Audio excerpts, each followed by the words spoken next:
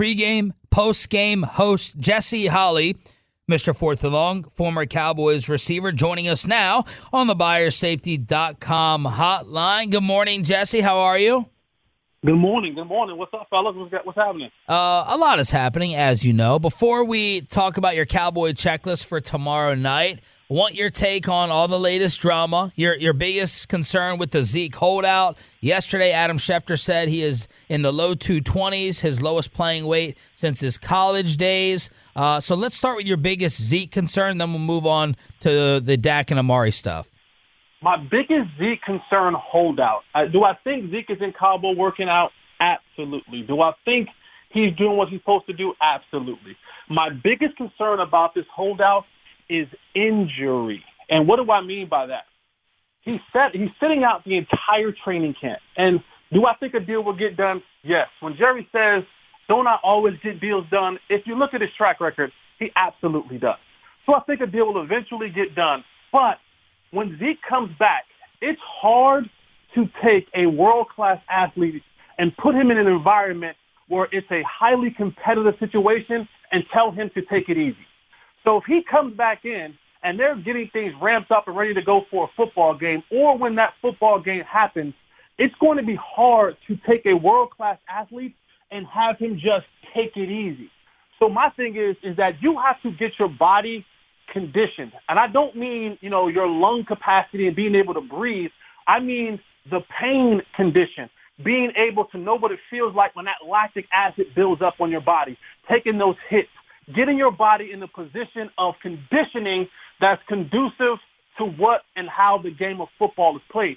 And so when you talk about Zeke sitting out the entire training camp, and I get it, he's working out, but you cannot simulate football workouts in Cabo by yourself. You can't simulate, you can't do that without actually being in training camp, having your helmet on, having your shoulder pads on, being thudded up, even being sometimes tackled to the ground, taking on blocks. All of that stuff conditions your body for the hurt.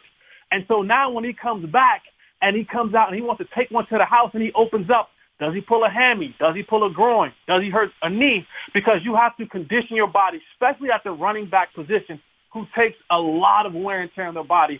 Being able to have their body conditioned and ready to go for a full season, a lot of that has to do with how you condition your body during training camp. That's my biggest concern. Is there any concern about knowing Kellen Moore's playbook while away, or is that much easier for a running back?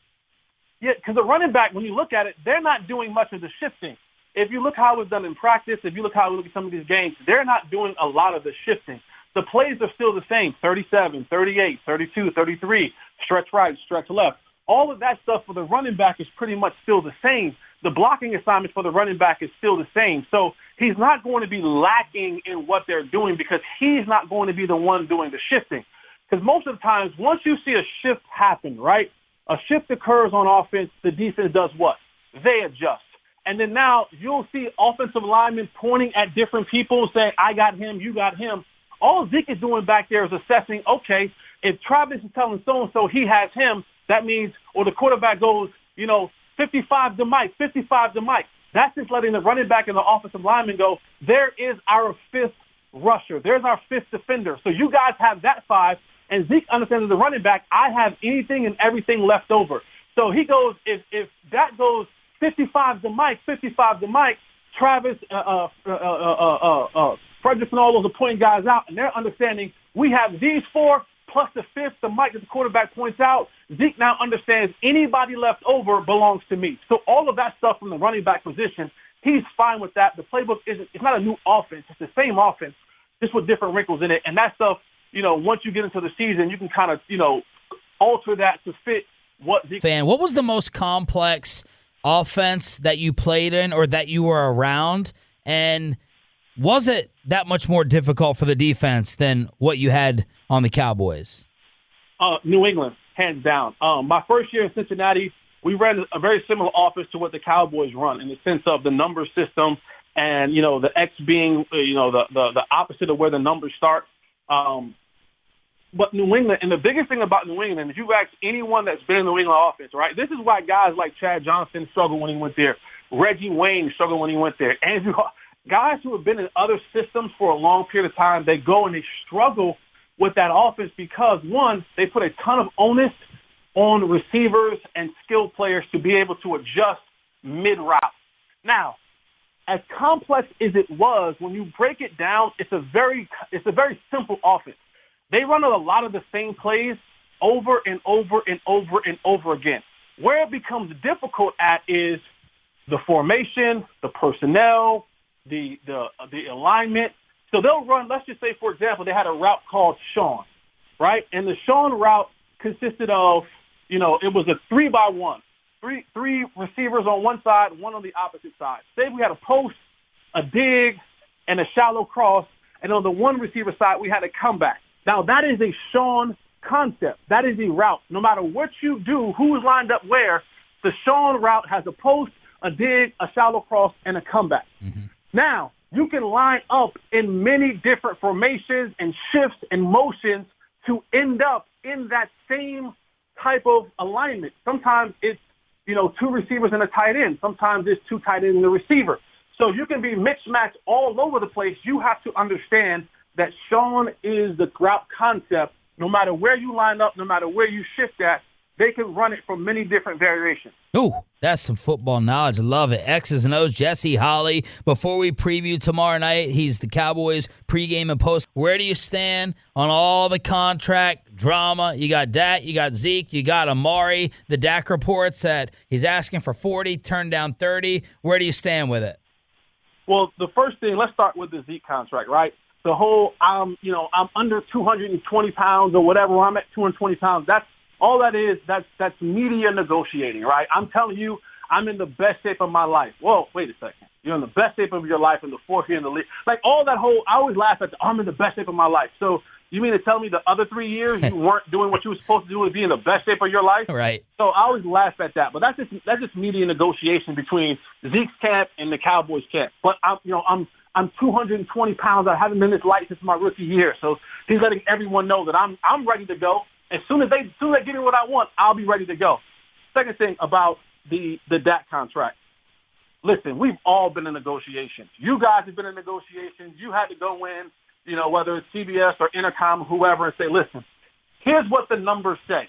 I know what you're paying me, but look at my ratings from the last 2 years.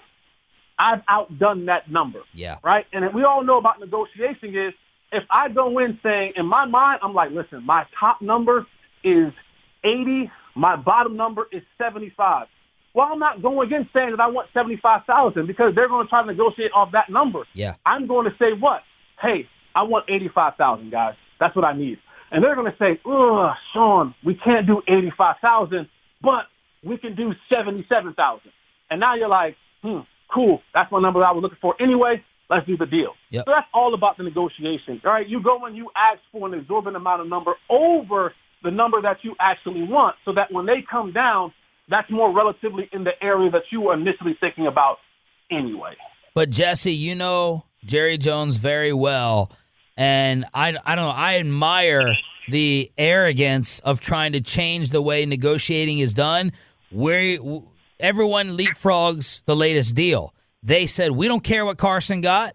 We don't care what Gurley got. We don't care what Michael Thomas got.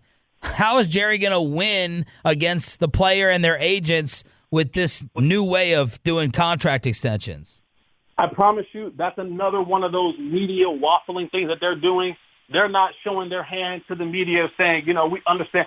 They're trying to buck it. But there's no way. There's not an agent that is worth his weight in salt that'll go in there and say, wait a second, you're telling me that this is now the new market and you're not entertaining that? That's not how this business works. That's not how any of his business works. And Jerry understands that on the football field and off the football field. Whatever the market dictates, you try to manipulate it. But at the end of the day, if you're a buyer, the seller knows what the market says. And if you're not in a desperate position to get rid of said assets, then they're going to hold strong to what the market says. It's the same thing like buying or selling a house. Unless I'm in dire need of money or financial situation where I have to get this house off, I understand what the market dictates for my house. What is the value of my house?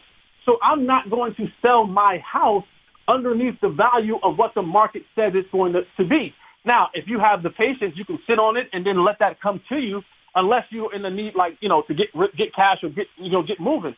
They're not in the rush. Dax makes $10 million off the field. They're not in a rush. They understand, while I may not be a top-tier quarterback, I am a top-tier quarterback to you, Jerry Jones, to you, Steven Rush, to do anything, because they're saying to themselves, where else are you going to go? This team is too good to tank for Tua or tank for Lawrence. There's too much talent on this team.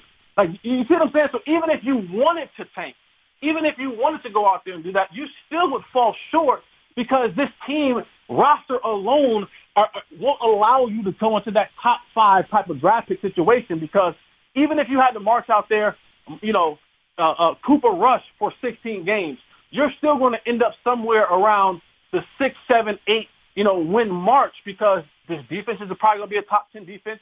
You'll still have Amari Cooper. You'll still have Zeke Elliott. You'll still have an offensive line.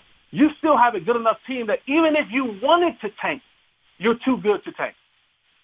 Jesse Holley joining us here on 105.3 The Fan, the host of the Cowboys pre- and post-game, going to be on tomorrow at 6 o'clock, taking you all the way up until, 2 a.m. tomorrow, 3 a.m. tomorrow? Going to be a good time. Like that.